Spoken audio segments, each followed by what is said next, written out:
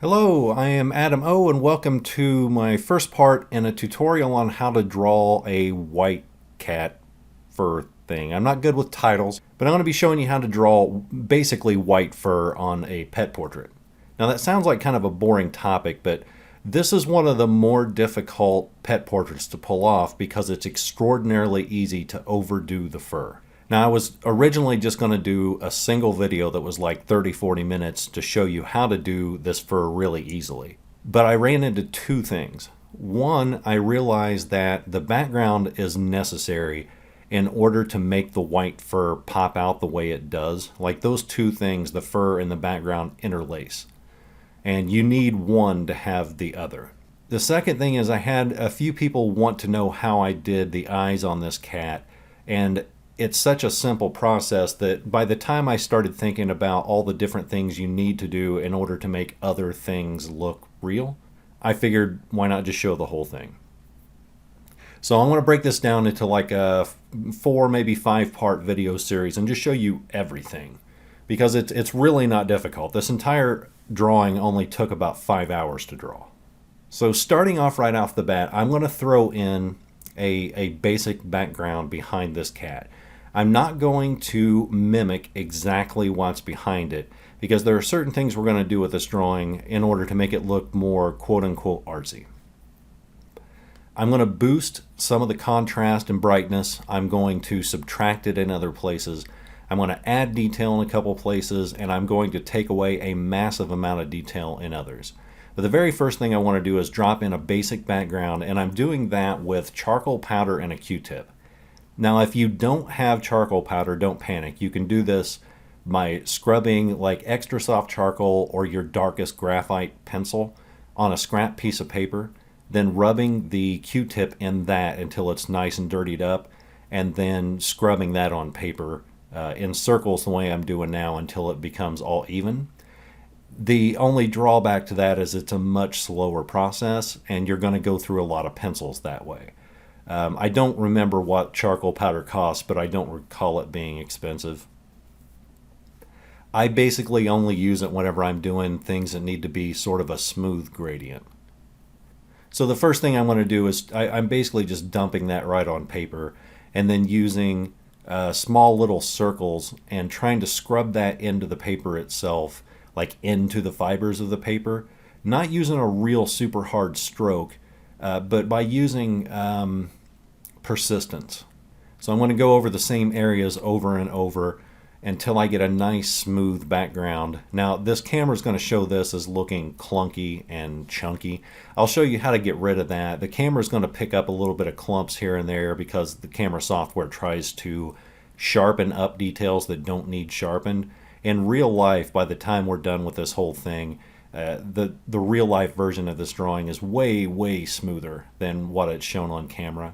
So the very first step in making this fur look realistic is I'll scrub in this background, and then I will nudge that scrubbing and the background right up against the side of the cat's fur.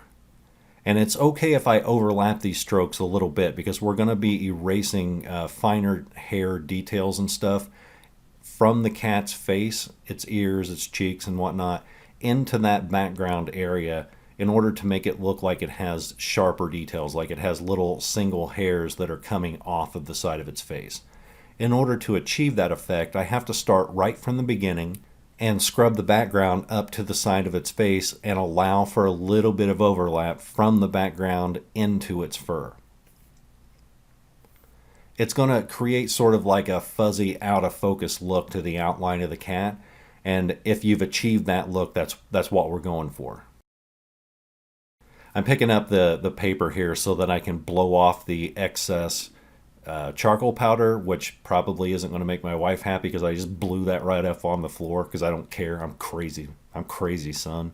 So I'm going to go back into this, and right now this is a single dimension flat background. The way I can create a gradient here is to take extra soft charcoal and very lightly, and using the flattest part of the extra soft pencil, I can start making very light circles in extra soft charcoal, which is going to be a giant big black splotch in the upper left hand side. As I work my way toward the center of the picture, I'm going to decrease the pressure of my strokes until that pencil almost disappears. So I want it to be kind of heavy black in the top left, and then slowly get lighter and lighter as we work our way from left to right. I also want to do the same thing as I go from top to bottom. So by doing this, it's going to create a gradient that comes down at maybe like a 45-degree angle from the top left to the bottom right. And don't worry if this is grainy right now, because it's going to be. We're going to take out that graininess with a Q-tip by blending this all together. And you'll see how this gradient goes from chunky to smooth, and how it'll take the one-dimensional flat look away from this background. Now, instead of a Q-tip, I'm going to use paper towels here, because the background actually still has charcoal powder sitting on it. So you can tell I'm just using a folded over paper towel, and I'm kind of doing a little bit of circle work at the top, and then I'm also grabbing some of that charcoal and pulling it from the top to the bottom. And that way we're creating more of a gradient. As you pull the paper towel across that background, it'll lose more and more charcoal as it travels down the page. The page will keep pulling that charcoal off. So that's like the first step in creating a smooth gradient. And it's the easiest way to do it. You could also, if you didn't have paper towels on hand, you could use Q-tips and do the same thing just by taking shorter strokes or even longer strokes, but just it takes more time because you're using less surface area on a Q-tip. Then I'm going to go back in and redo that black area because I want to build up layers of blackness. Every time I go through this background and I blend this in, I'm losing a little bit of charcoal off the paper. So I'm going to build up another layer, blend it in, and then continue that process until it gets to a point that I'm happy with how that gradient looks.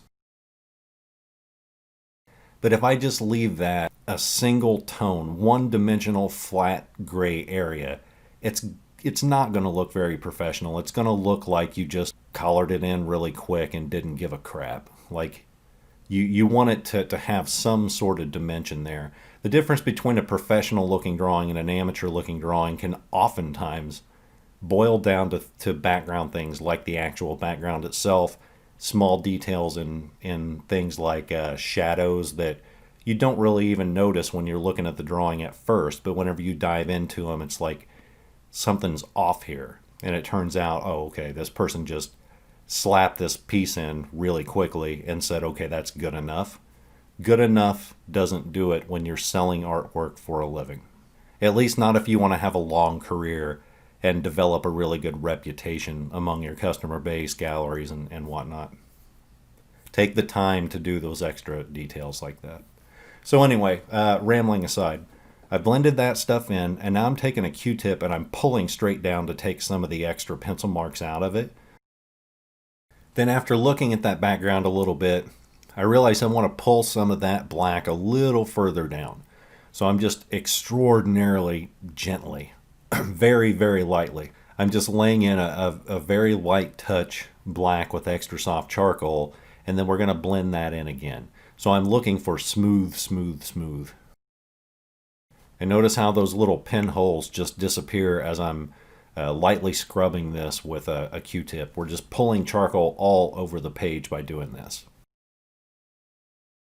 Now, as I go back up into the main sections as I'm scrubbing this, I do it every once in a while where you'll see me bounce up into the larger black section, and I will pull all the way through that. And that's usually because I've noticed a little clump where pencil marks have overlapped, and by taking a longer stroke from the very top of that to the bottom of it, you're pulling the charcoal across it and smoothing out that whole section. Now we're going to do the same thing on the bottom left, just very lightly throwing in a little bit of that black, very, very, very light, and then scrubbing that with small circles, and then pulling that up into the lighter colored gray that's above it. The further we pull that up, the smoother that gradient will look. Now notice how much lighter the background on mine looks compared to the reference photo. That's fine. That's one of the areas that I want to change a little bit. So the background in the reference photo looks cool. It makes the cat pop out a lot, but it also, there's something off about it to me, to where it looks a little too dark. And I'm afraid if I go that dark, there's going to be something, the picture is going to have a mood that's too dark. And so what I'm doing is I'm trying to stay dark along the edges of this background and then lighten it up a little bit more in the middle. Makes it look like the wall is catching some light from like a lamp or whatever. And so we may darken it up a little bit more than what we have here, but this is a purposeful decision that I've made right off the bat to lighten this up. I would always rather go light first, and then if it doesn't look right, we can darken it up later, because it's always easier to add charcoal than it is to take charcoal away.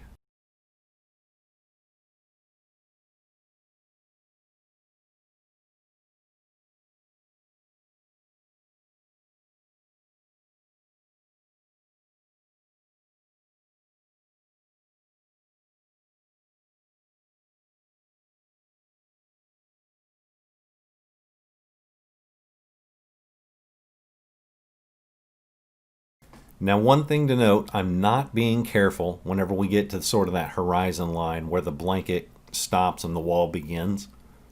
I'm also not being super careful when we get to the edges of things like the cat's ears and the side of its face. We want that basic shapes to be there, but we're going to be doing some erasing and we're going to be doing some drawing on top of those edges to sharpen those up. There's nothing here that we can't fix, so it's not an important thing right now to make sure we stop exactly on those areas. We're just going to not worry about the overlap. Now, I attempted something here on the right hand side of the background where I just flat out basically salt and peppered that charcoal powder all over the right. That was not a real good idea because some of those little pieces of powder went onto the cat's face, and notice that some of those specks are in places where the cat's fur is really, really white. And so that could have been a pretty heavy mistake. It could have been a catastrophic, I'm so sorry, I'm sorry. It could have been a big mistake. Fortunately, it wasn't. But I don't recommend just loading up your Q-tip and tapping it on directly onto the paper like that. I tried it. It was not a good idea. Instead, it's better to load up your Q-tip and then just start scrubbing that in directly from the Q-tip rather than from the paper. But we're going to do the same exact thing on this side. So I'm going to speed this up. Again, the only things to really keep in mind is that we're not really worried about stopping exactly on the edge of the cat's fur. And I'm going to leave a little bit of negative space where these little whiskers pop out from the top of the cat's head and into the background. You can see them pretty clearly on the reference photo. I leave those in with negative space, but honestly, you don't really have to. You could fill that entire background in, and it would probably actually be better if you didn't use negative space. It's one of my problems. I always try it with negative space and then I regret it, but it's going to be much easier if you just drop that background in and then add the whiskers with just a very thin eraser like a Tombow eraser, and just one or two strokes is enough to lay those in. Now, one of the reasons that I did use negative space, though, there was an actual purpose there. And that's because I didn't know by the time I was going to finish this drawing if I wanted those whiskers to be fat and fluffy like they're out of focus. So if we're going to do out of focus whiskers, we need them to be negative space like this, and then they sort of blend out into the background on the edges. Sometimes that looks really, really cool. I decided later in the drawing that that's not what I wanted to do with this, so I ended up filling that area in much tighter and then dropping those whiskers in with just a Tombow eraser. Much, much easier to do it that way. But if you're wanting those whiskers to look blurry, this is the way that I've found to do it, is just to use negative space and just kind of scrub in circles around that negative space. Now, once we have the entire background put into place, I'm going to do the same trick with the paper towel. I'm going to grab from the top and pull straight down, and that's going to take a lot of the thicker charcoal powder and pull it into lighter areas. And you can tell it makes a very quick gradient.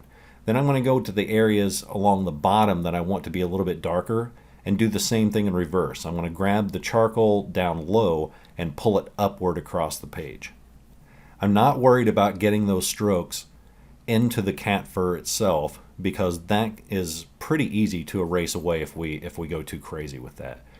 Now on this first video, I'm probably going to release this one, which is going to be a little bit shorter than the rest of them, to all tiers of the patrons, because I think that there are some really basic techniques here that I'd like to teach to beginning artists.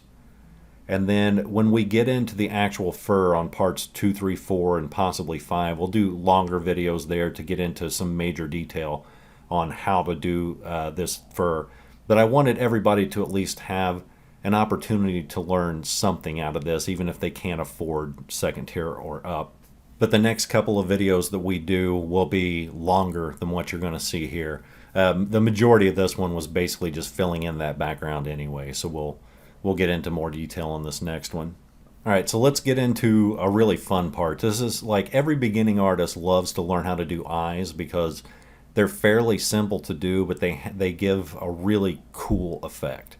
They're the things that impress non-artists the most, I think. So we're going to get into doing this cat's left eye, and I think you'll be surprised at how quick and how easy this is to pull off. So I'm going to need 2 pencils here. Or at least I think I'm going to use 2 pencils. The most important one that I'm going to use right now is extra soft charcoal. So the outline of this cat's eye is embedded in some very deep, very dark black shadows. It almost looks like eyeliner or mascara. So this is going to be the easiest part because we just need to get the shape right. So I'm going to outline that carefully to start out with and start throwing in some of that black here in a minute, the outline. Then we can get into the pupil, the reflection, and then the outside part of the iris. But this is really simple. We're not going to worry about blending stumps and things like that just yet. We're going to scrub in some extra soft charcoal, and I'm using kind of a sharp point on this because the edges of this eye are pretty sharp themselves. So I need to have a lot of this outline to have a hard edge to it. If we decide we need to soften that up a little later, we can. We can use a blending stump or another pencil to kind of add some overlapping hairs or to soften these strokes up. But this is one of the rare occasions where it's better if I throw in a hard edge first and then think about possibly sharpening that up later. Or I'm sorry, softening that up later, not sharpening it up. Now, since the area that we're working on right now is jet black, we don't really have to worry about getting the tones too light or too dark. So the most important thing that I'm worrying about here is shape. I want to make sure that the shadows are correct, that they match the reference photo or get pretty darn close to it.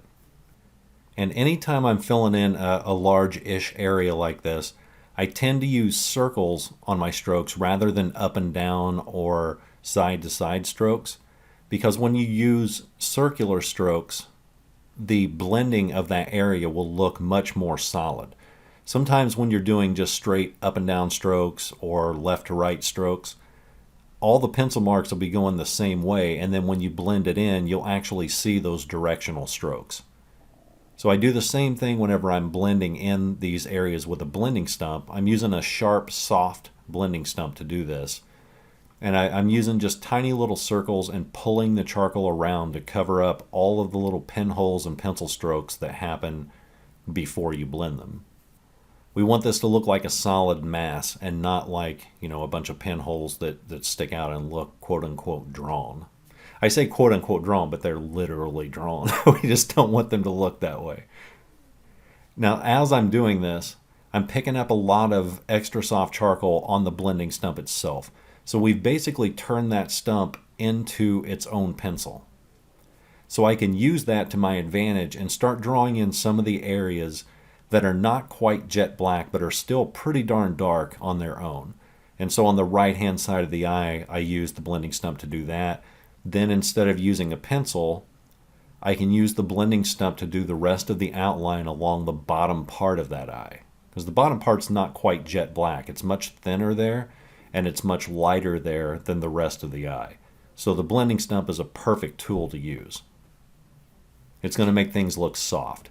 Then if I get the line too squiggly or looking like I'm having a nicotine fit or whatever. I can just use a sharp eraser, like a Tombow eraser or even a kneaded eraser that you know pull into a sharp point to take away some of the edges of the areas that I don't like.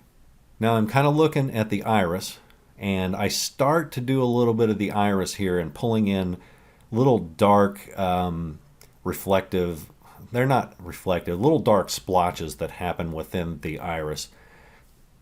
I pull those in, that way I kind of have a landmark on what I'm doing. I know there's certain dark splotches I don't want to lose, so I drop them in now. That way I don't forget them later. It just helps me define the shape of the area that we're working in now.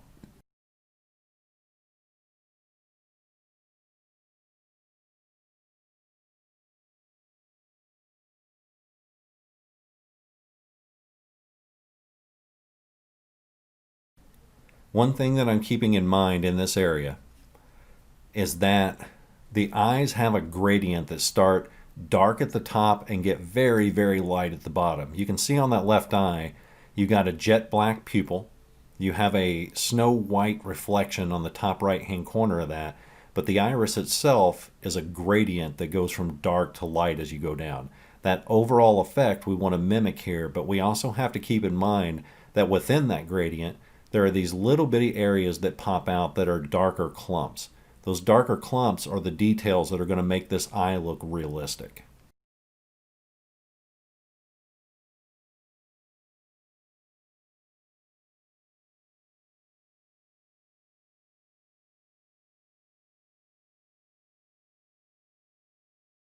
If I get them too clumpy, one of the ways that I can soften that up is to take a clean Q-tip and just scrub in tiny little circles around that area and pull that charcoal around. I'm moving that from the area that I put it in into new areas that don't have charcoal in them. I'm just softening up that area so it's not too sharp.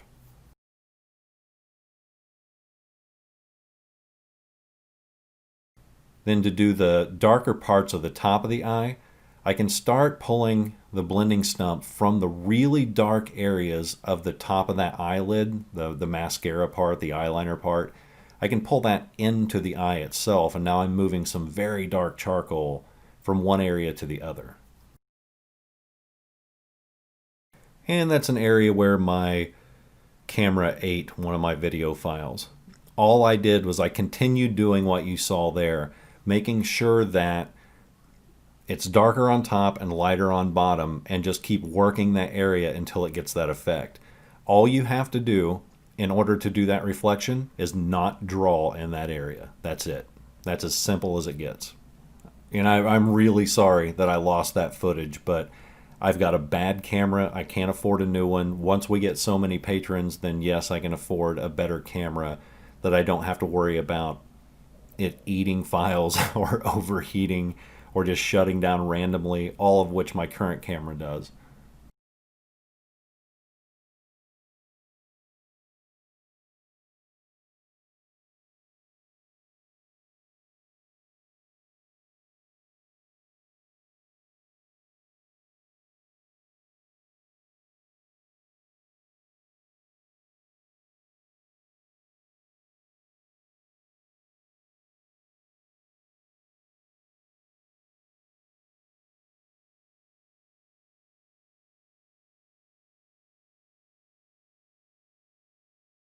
And what I'm doing here is I'm using the blending stump to barely pull. I'm talking like half a millimeter. Little tiny clumps of lines that go from the pupil into the iris, because almost all eyes will have tiny little lines that come out of that section, but they're not super noticeable unless you get right up on them. So I'm just kind of pulling that out and then going back over the iris itself with my Tombow eraser to add tiny little highlights within those. Little tiny circles within that area that make it look like the eye has texture. And now I'm just being finicky. Just going through and looking at the reference photo and seeing if there's anything that I need to improve, anything I need to match up. My eyes are bouncing from the reference photo to the drawing over and over and over, and I'm thinking there needs to be a dot here, now another dot there. This needs to be lighter, this needs to be darker. And this is all just finicky work. So once I'm done with the iris, or at least mostly done, I'm just going to go into the outside of the eye and look at the reference photo and see where some of these shadows pop out into the cat's face. I'm just going to put those basic touches down very lightly to give myself a landmark and say, here's where this shadow is located, therefore this is where I'm at within the drawing. I'm not going to get detailed here at all. It looks like I'm being finicky. I'm really not. I'm just throwing in these basic tiny little shadows, these tiny little clumps of hair, and then I'm going to move away from this area because I don't want to spend all my time doing a bunch of detail work. When we get into this cat's fur, we're going to be using like a Q-tip and a blending stump in order to put in mass clumps of fur, and we are not going to be spending a lot of time drawing individual hairs here.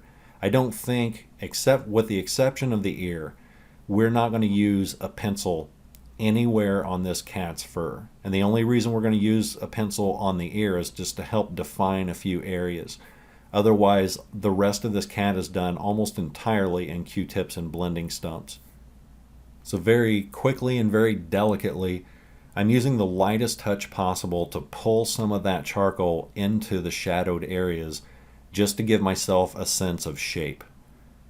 We're not going to spend a lot of time here. We're going to just kind of basically throw this in, and then we're going to pop right up into the ear and get that thrown in shortly. And that's where we'll end up ending this video, is when we start to get into the ear section. Because once we get past that, then we're going to be doing huge areas at a time that start coming together very, very quickly.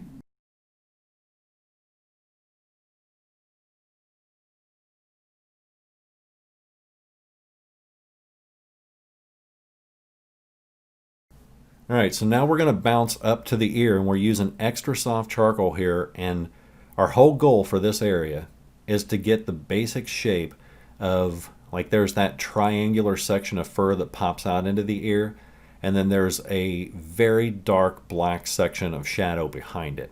We're going to get that basic stuff thrown in so that we can start making this cat look more realistic and start to bring it to life. There are three main areas of the drawing as far as the cat itself that need to be really sharp and really dark. There's the eyes and a little bit of the nose. There's the ear, and then the collar right below its cheek there on the bottom left-hand side. Everything else is a mid-tone or a light gray and needs no detail. In fact, even the collar doesn't really need detail. In fact, at one point we do the nose with a blending stump, and that's basically it. But this ear and the eye are going to be focal points. So we want those focal points to have some semblance of sharpness and detail to them. The eye is what I'm going to put the most detail into because I want that to be something that grabs the viewer's attention right off the bat. The second thing they'll notice will either be the ear or the blankets. And neither of those, like the ear will be the most detailed out of the two of those things between the ear and the blanket. The blanket's going to have hardly any detail at all. In fact, we're going to do a little bit of abstraction with that as we get down toward the end. But rambling aside, the overall point is we need to put in this black area in order to help shape the cat's face and in order to start giving life to this drawing. And then we're going to start moving on to some pretty rapid details.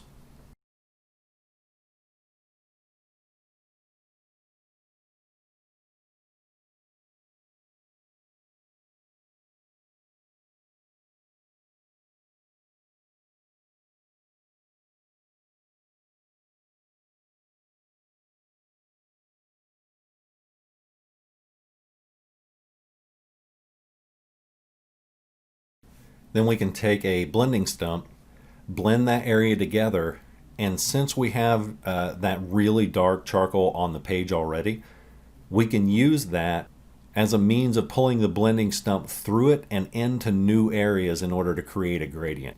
We're going to pull that really dark charcoal up, and as we get into the white parts of the paper, it's going to create a mid-tone gray. So we're going to go from dark to lighter from the bottom to the top.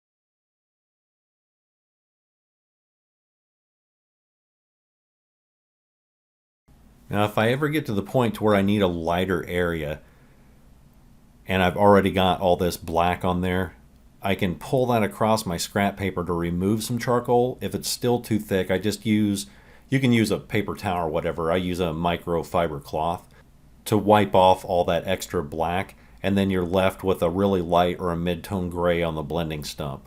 Just cleaning off the blending stump so that we can drop lighter areas into that air. So I'm going to go up into the outer ridge of the inner ear, which has kind of a mid-tone gray border to it. I'm just going to drop that in order to start manipulating the shape of the ear and getting that right.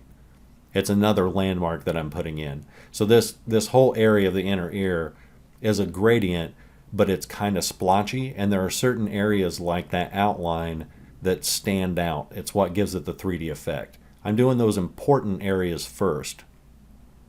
If we make this area too smooth, it's going to look artificial. So I want to make sure that I have a little bit of that clumpiness in there.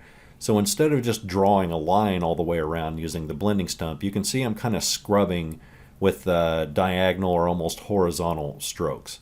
And that's to simulate the fact that there are little hairs that go along the edge of this ridge. They're not really visible, so we're not drawing individual hairs, but we're kind of breaking up that line at least a little bit to kind of create the illusion that it's slightly furry there.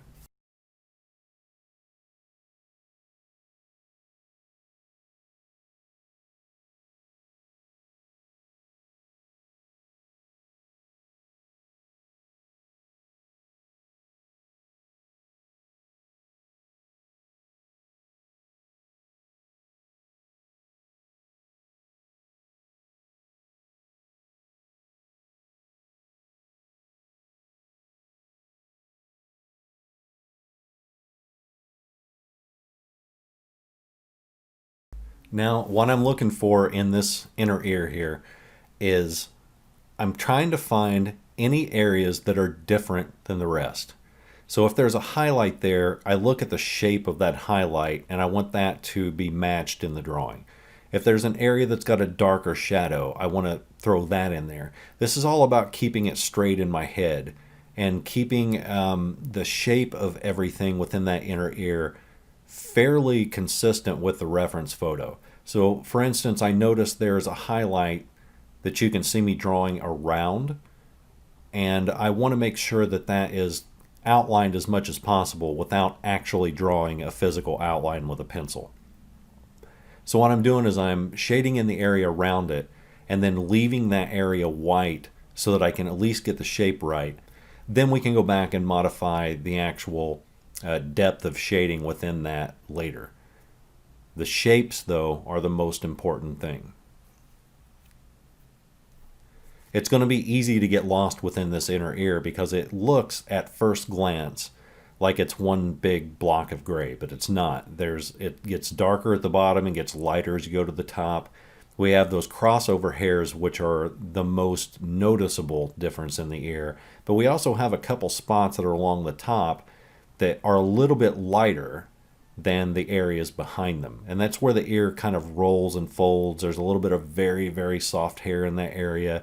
But we want to make sure that those little shapes in there, those little lighter areas, are defined because that's what's going to make it look realistic.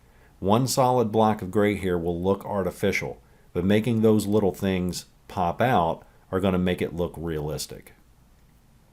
And we're going to wrap things up here. If you're watching this and you're one of the Tier 1 patrons, I'm going to be uploading the full drawing in much more detail than what we're showing here. The videos will be longer. And so I hope you stick with us and you can draw along with us. And I'll be teaching you how to do some extremely easy methods for creating this fur in the next several videos. So I hope to see you there, and we'll see you in part 2.